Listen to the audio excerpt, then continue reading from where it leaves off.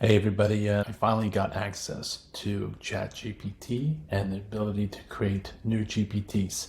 This is my first time using this, and I'm sure most of you will be the first time for you using it too as well, because it just got released.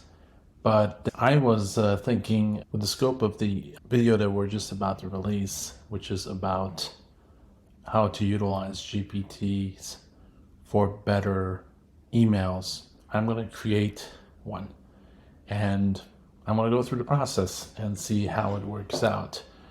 Hopefully do something that will be productive. I'm going to click here, build a assistant that helps me draft emails for work and ensures that my emails have proper tone and grammar and spelling. And let's just see what that does. All right, so it's gonna do. All right, updating GPT. That's what it's doing right now. And GPT behavior updated. Great, we're making progress. Now let's decide on the name of the GPT. Professional emails. All right. Now it's updating GPT and generating profile picture. Cool. It's, I guess, utilizing DALL-E 3. This is what we saw in that demo, all of us. So it's creating a icon for this. So that's pretty cool. I'm happy about that. Let's see what it looks like. Yeah, that's pretty cool. The profile picture has been updated to hand-drawn style image of a classic ink fountain pen. All right, that's cool. We'll take that. Called professionals emails. All right, so let's test it out. Actually, before we, let's test it out. Draft an email to my boss that need to take leave tomorrow due to illness in my family. Let's see how that works. Not sure if that's gonna do any. Oh, subject request emergency leave due to early illness. Dear boss, I hope this message finds you well. I'm ready to inform you that I need to request an emergency leave for tomorrow due to an unexpected illness in my family that requires my immediate attention. I have taken all the necessary steps to ensure that all my responsibilities. Oh, this is nice. It's a good starting point. Obviously, you have to touch it up and improve it, but look at that.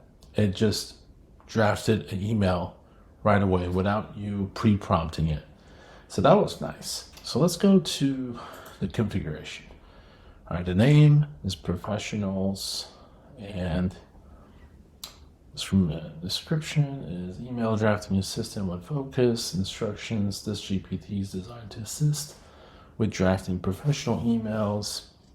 All right. And then if we go down a little bit, see here, I'm not going to do it here for this example, but I would presume I could probably upload maybe some information about what I do and the scope of all my responsibilities. And I wonder if this is conversation starter. Maybe this is pretty cool. Check this email for drafts. Write for more formal tone. Suggest an opening for the apology email. That's pretty cool.